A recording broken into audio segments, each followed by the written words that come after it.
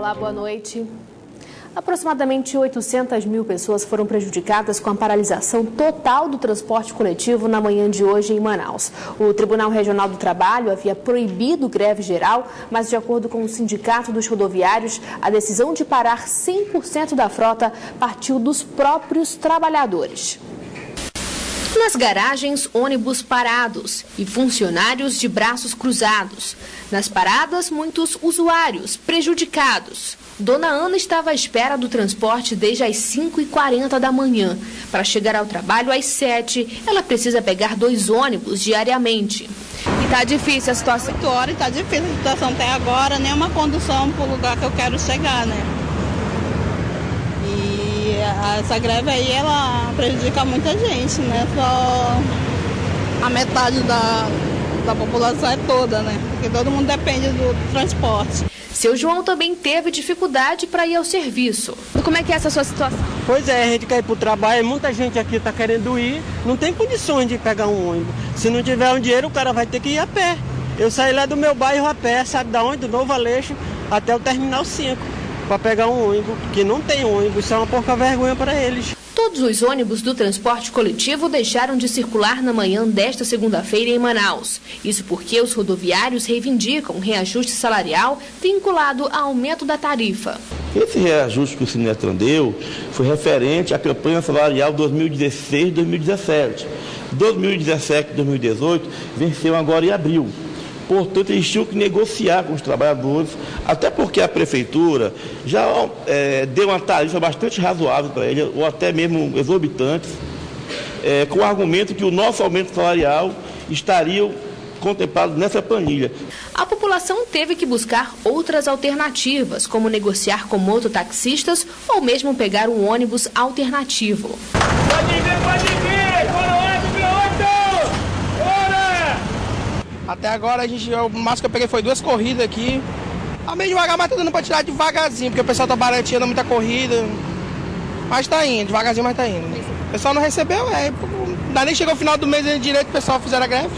Essa já é a 43ª paralisação só no primeiro semestre de 2017. Segundo o Sindicato das Empresas do Transporte de Passageiros do Estado do Amazonas, cerca de 800 mil pessoas foram prejudicadas com a paralisação total da frota. O Tribunal Regional do Trabalho havia proibido em decisão neste domingo a greve geral da categoria, mas de acordo com o Sindicato dos Rodoviários, a decisão de parar 100% da frota partiu dos próprios rodoviários, empresa por empresa. Os empresários, de duas uma, ou dão reajuste ou dão como um acordo. O que é o como acordo? É uma autorização para os sindicatos rodoviários entrar na justiça para pedir aumento salarial no tribunal. Mas esse julgamento só tem validade se tiver como um acordo. Segundo o Sinetran, 1.381 ônibus estiveram parados na manhã desta segunda-feira e 3.000 viagens não foram realizadas. Que a operação hoje deveria ser de 100% da frota, já que não há motivo para greve. E ainda que houvesse, em serviço essencial, não pode haver greve de 100%. A operação deve ser de pelo menos 70%. Mas, no caso de hoje, por ordem judicial, a operação deveria ser de 100%. A paralisação foi suspensa ainda pela manhã, cerca de 6 horas depois do início, por intermédio do prefeito da cidade. Ainda pela manhã, o Procon Amazonas e a Defensoria Pública anunciaram dar entrada na Justiça com pedido de prisão para a diretoria dos rodoviários. A alegação é que a greve é totalmente inconstitucional. Como a multa aplicada não fez medo ao sindicato, acreditamos que somente a medida de coerção, a medida de prisão, pode ser a medida aplicada para tanto. A Defensoria já fez outras vezes esses pedidos em nome do interesse da população. O pedido já foi protocolado e está à disposição da Justiça. Até porque, apesar dos rumores da greve ter se encerrado, nós só acreditamos com essa situação com 100% da frota na rua. Então é bom que se frise, nós não estamos contra os direitos trabalhistas no caso do sindicato, dos rodoviários, não é? Dos trabalhadores, mas o que não se pode é nós amanhecermos os dias e tomar como sobressalto aí 100% de uma paralisação. Ainda nesta edição, você vai ver que a questão do dissídio salarial dos rodoviários, uma principal reivindicação da categoria, será encaminhada à Justiça do Trabalho. Uma reunião sobre o assunto entre a Prefeitura, rodoviários e o sindicato que representa as empresas de ônibus terminou já quase no fim da tarde. Um homem suspeito de ser o mandante do assassinato de uma técnica em enfermagem na capital foi preso e apresentado pela polícia na manhã desta segunda-feira. Lessandro Leal de Lima, de 30 anos, foi apresentado na Delegacia Especializada em Homicídios e Sequestros na manhã desta segunda-feira. Ele é apontado como mentor e mandante do assassinato da técnica de enfermagem Corina Maria Machado, de 50 anos. A vítima foi sequestrada e morta na capital. O suspeito teria matado Corina para se vingar após uma briga que teve com o filho dela. No dia seguinte, os familiares do Lessandro foram até a casa da dona Corina para que ela entregasse seu filho, né? Ela negou, disse que não sabia onde estava seu filho, inclusive pela parte da tarde. Ela foi até os parentes do Lessandro para tentar amenizar a situação, né? E lá ela foi ameaçada. Ainda segundo a polícia, a mulher foi estrangulada e o corpo apresentava sinais de espancamento. Possivelmente essas duas pessoas que entraram na casa dela queriam saber o paradeiro do seu filho, onde ele estava. Então começaram a torturá-la e aí não sabemos até o momento, somente com a prisão do Renner, vamos saber se ela acabou morrendo em decorrência das agressões, da tortura, ou se ela foi morta porque acabou reconhecendo o mesmo. O primo de Alessandro é suspeito de ser o executor do assassinato. Renner Fonseca Miranda, de 24 anos, está sendo procurado pela polícia. Alessandro foi indiciado por homicídio qualificado. E uma estudante morreu neste fim de semana após ser atingida por bala perdida na zona norte de Manaus. A Delegacia Especializada em Homicídios e Sequestros investiga o caso.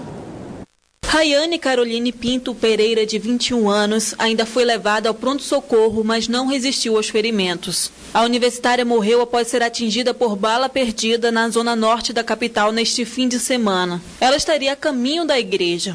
O alvo da ação criminosa seria um homem de 30 anos que, durante a ação, segundo a polícia, levou um tiro no joelho e hoje passa bem. O caso será investigado pela Delegacia Especializada em Homicídios e Sequestros. Temos a possível pessoa que seria a vítima pretendida lá na execução. Já temos várias informações e uma linha de investigação definida também. Inclusive, nesse momento, estamos trabalhando com prioridade nesse caso.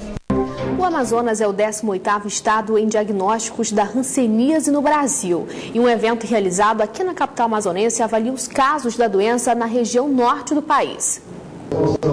O evento reuniu profissionais da saúde que atuam no controle da hanseníase. O objetivo é propor medidas de combate à doença na região norte. Segundo o diretor-presidente da Fundação Alfredo da Mata, o Amazonas está em 18º lugar na lista de estados do Brasil com mais hansenianos. Só em 2016, foram detectados 441 novos casos da doença no estado. O Amazonas, durante décadas, por mais de 50, 60 anos, foi o pior estado brasileiro em hanseníase. E hoje já se coloca na 18ª posição no Brasil. Para o controle da doença, o estado conta com a Fundação Alfredo da Mata, referência no tratamento de hanseníase, que é uma doença infecciosa crônica e que causa lesões de pele e danos aos nervos. Mas a doença pode ser tratada e curada. Os sintomas iniciais são áreas do corpo que não suam, áreas do corpo que pode cair o pelo, áreas do corpo que a sensação é diferente, vai perdendo a sensibilidade aos poucos, né? Então, esse é o diagnóstico precoce. Se você diagnosticar nessa fase, você não vai ter nenhuma complicação da doença. O evento começou nesta segunda-feira e vai até o dia 30 deste mês, para avaliar a situação epidemiológica e operacional dos estados do Amazonas, Acre, Roraima, Amapá e Tocantins.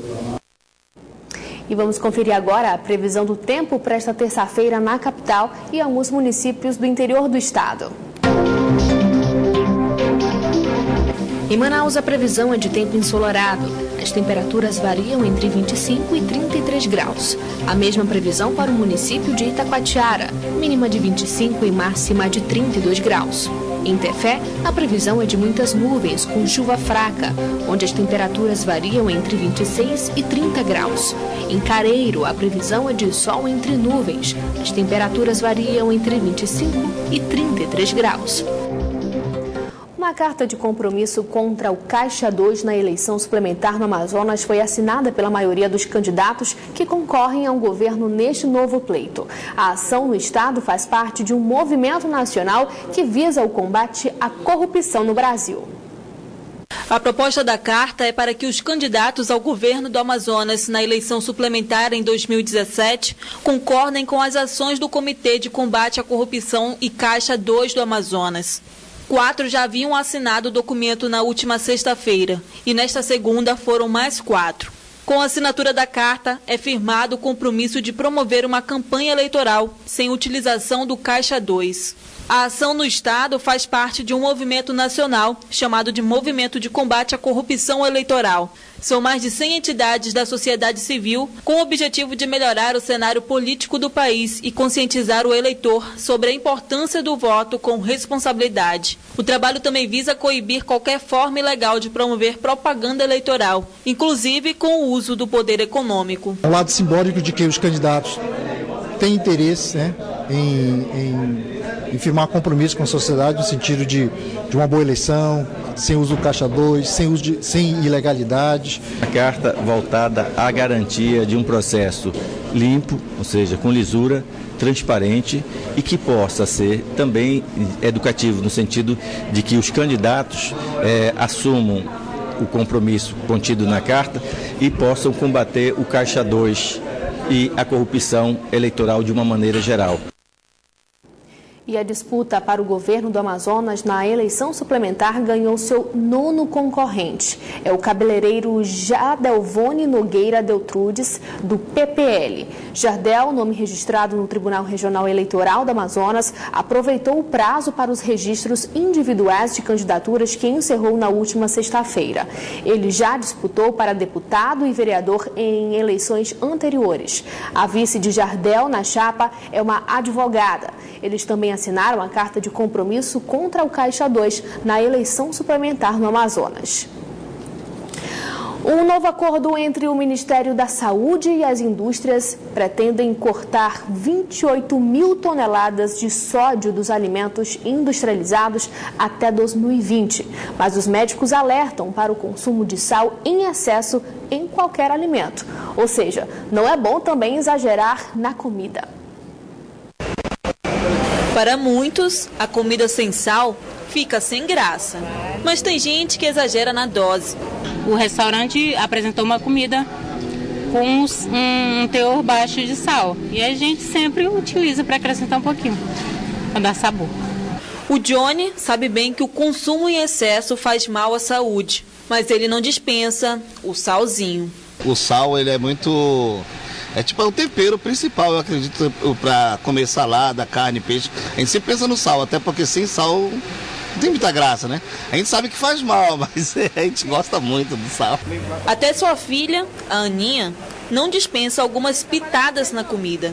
Sem sal, a comida ela fica sem graça. Não fica gostosa. Ela tem a mão pesada para sal, digo, olha, não, põe menos, não vai por aí. Né? A gente procura educar, até porque a gente procura corrigir para que não venha acontecer com ela alguma mazela, né, do sal, que trazer algum problema de saúde. O sal é essencial ao bom funcionamento do organismo, mas o consumo em excesso pode trazer várias complicações à saúde, alertam os médicos. Quando a gente come muito sal, o nosso organismo precisa ver um equilíbrio da quantidade de sal e da quantidade de líquido. Quando a gente come muito sal, o organismo sente a necessidade de aumentar a quantidade de líquido para fazer aquela diluição do sal dentro do nosso sangue. E quando há essa diluição, aumenta o volume de sangue e, consequentemente, aumenta a pressão do líquido no sangue sobre a parede das artérias, que é a pressão alta, a hipertensão. O cardiologista dá ainda as seguintes recomendações para o uso adequado do sal. Saleiro em cima da mesa, eu recomendo a todos a tirar. Segundo, quando for preparar comida, tente usar temperos que melhorem o sabor sem ser o sal. Outro cuidado fundamental, cuidado com o que se come fora. Evitar alimentos industrializados, condimentados, então evitar tudo aquilo que é embalado, tudo aquilo que é industrializado. O perigo também pode estar nas prateleiras. Por isso, o Ministério da Saúde anunciou este mês que vai fazer mudanças na composição dos produtos industrializados, reduzindo a quantidade de sódio dos alimentos em 28,5 toneladas até 2020. Enquanto isso, o foco é a redução em pães e massas instantâneas. Segundo a OMS, eles indicam a população mundial usar 5 gramas de sal diariamente. A população brasileira, atualmente, em média, ela está consumindo de 12 a 14 gramas por dia. Isso é mais que o dobro, E aí começam os problemas na saúde. A nutricionista também cita algumas alternativas para consumir alimentos com menos sal. Mas eu sempre digo para ter um pouco de organização e voltar a comer aqueles alimentos in natura, aqueles alimentos que vêm da natureza, aquela nossa banana pacovan, aquela nosso cará, deixar de comer tanto pão, que também é um alimento que tem muito sódio, voltar a comer os alimentos in natura, nossas frutas aqui, que nós somos ricos em frutas que tem bastante nutrientes, com relação ao sódio, usar aquele sal de erva, usar as especiarias desidratadas, voltar a usar o alho, a cebola. O Isarlon é um exemplo de que o consumo de sal em excesso faz mal. Há algum tempo atrás eu adquiri um problema sério, devido quando mais novo, comia muito sal mesmo, Qualquer tipo de coisa que eu fosse comer, eu colocava muito sal. E hoje eu vejo os malefeitos dele, na minha vida. Eu reduzo muito o sal no consumo do meu alimento, para que eu não possa ter problemas mais tarde, O dissídio salarial dos rodoviários deverá ser resolvido na Justiça, saindo do âmbito de empregadores e patrões. Foi o que ficou definido em reunião esta tarde na Prefeitura com os sindicatos dos trabalhadores e patronal após a greve geral que afetou o transporte coletivo. A reunião foi marcada por debates calorosos entre os representantes dos sindicatos das empresas do transporte de passageiros do Amazonas e do Sindicato dos Rodoviários. As duas frentes chegaram a um entendimento com a ajuda do prefeito de Manaus, Arthur Neto. Ficou definido em comum acordo entre os empresários e os rodoviários que o reajuste salarial de motoristas e cobradores será resolvido na Justiça do Trabalho. Desde janeiro, a gente vem tentando esse documento. Então, sim, só que o Sinetran não queria dar reajuste e não queria que o tribunal julgasse decídio coletivo, o Sinetran. Mas graças à intermediação do prefeito Arthur, a sua sabedoria e o seu compromisso com a cidade de Manaus e com a categoria, obrigou o Sinetran a reconhecer seu erro e deu como um acordo para o sindicato rodoviário que com isso vai ter um julgamento de igual para igual no tribunal agora. Nós acreditamos que isso seja o compromisso honrado pelo Sindicato dos Rodoviários. Para nós, o fundamental é trabalhar. Nós queremos trabalhar, queremos colocar os ônibus em circulação. E precisamos da colaboração das lideranças sindicais e do município de Manaus. Na Justiça, os rodoviários vão pedir 12% de reposição salarial referente ao ano de 2017 e já prevendo o ano de 2018. Se a Justiça do Trabalho acatar esse pedido, o impacto financeiro para as empresas do transporte coletivo será inevitável, mas a Prefeitura de Manaus se comprometeu em ser fiadora desse acordo e deve assumir qualquer prejuízo causado pela decisão judicial, o que indica que no futuro também pode haver reajuste no preço da passagem de ônibus.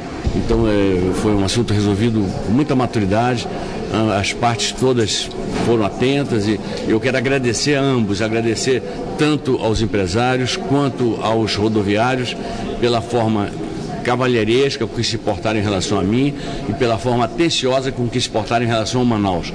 A decisão judicial deve sair em até 60 dias. Até lá, o Sindicato dos Rodoviários garantiu que não vai haver mais paralisação do transporte, já que nesta segunda-feira milhares de pessoas foram afetadas pela greve geral, que paralisou 100% da frota de ônibus de Manaus. No último dia da primeira feira de turismo e gastronomia do Amazonas, realizada na capital, empreendedores e artesãos de diversos municípios do estado comemoraram o sucesso de vendas e negócios no evento, com destaque para as potencialidades turísticas. O primeiro Festival de Turismo e Mostra Gastronômica do Amazonas contou com atrativos turísticos de vários municípios do estado. Foram 4 dias de atividades em Manaus, no Centro de Convenções Vasco Vasques. No último dia da feira, neste domingo, empreendedores e artesãos comemoraram o sucesso de vendas e negócios. Totalmente positivo. Nós estamos, como município do Careiro, muito felizes em poder participar desse evento. Conseguimos, sim, vender bastante peças que trouxemos lá do Careiro, mas não só vender, para fazer contato, encomenda. Com o resultado positivo, a ideia é que na próxima edição, em 2018, todos os municípios do Amazonas e também outros estados da região norte participem. Com esse resultado positivo, nós já estamos pensando na segunda edição para o ano que vem. E é uma edição arrojada. A gente quer fazer uma edição trazendo os países da Pan-Amazônia, trazendo Peru, Bolívia, Colômbia, Venezuela, trazendo os estados da região norte. Nós vamos estar inaugurando a segunda etapa do Centro de Convenções em dezembro de 2018. Então nós queremos inaugurar com essa grande feira. Assim como este móvel, outros vários expostos no estande do município de Careiro Castanho, por exemplo, foram vendidos. Para o gerente de marketing da Amazonas Tour, o diferencial da feira foi colocar os produtores e artesãos em contato direto com o público. Os resultados foram acima do esperado pela Amazonas Tour, até mesmo porque os artesãos tiveram a oportunidade de encontrar, vindo do município, encontrar diretamente o consumidor. O teatro passou a ser uma ferramenta importante de aprendizado para as crianças. As aulas, além de quebrar a timidez, despertam um talento em cada um dos pequenos.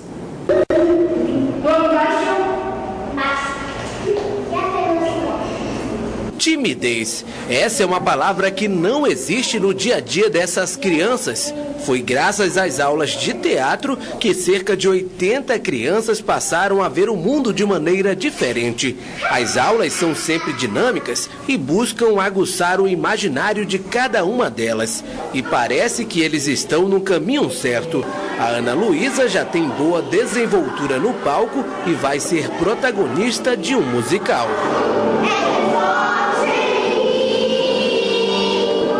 Esse espetáculo, ele está falando sobre inclusão social, sobre preconceito, sobre machismo, feminismo. No mesmo caminho está indo outra atriz mirim, que nos últimos 2 anos viu sua vida mudar por conta do teatro. Eu gosto de prestar atenção, de me apresentar, porque mesmo ficando nervosa, eu gosto muito de aparecer assim.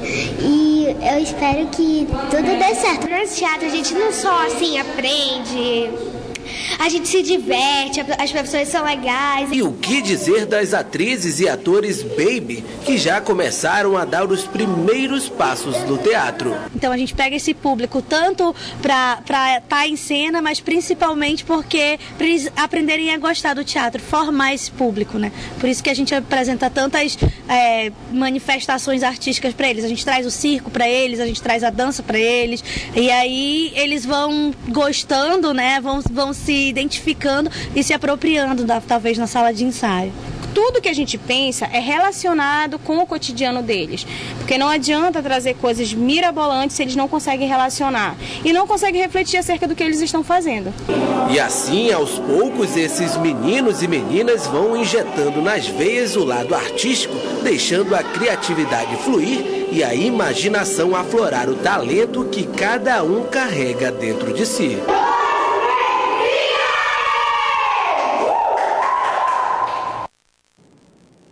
O Banho de Cidade fica por aqui, mas continua na internet, onde você pode acompanhar outras notícias nas redes sociais, Facebook e Twitter da Band Amazonas. E para rever nossas reportagens, acesse youtube.com/bandamazonas e clique no link vídeos. Você também pode enviar sugestão de reportagens para o nosso WhatsApp, o número é o 992051478. Fica agora com as principais notícias do dia no Brasil e no mundo com o Jornal da Band. Muito obrigada pela sua audiência e tenha uma ótima noite.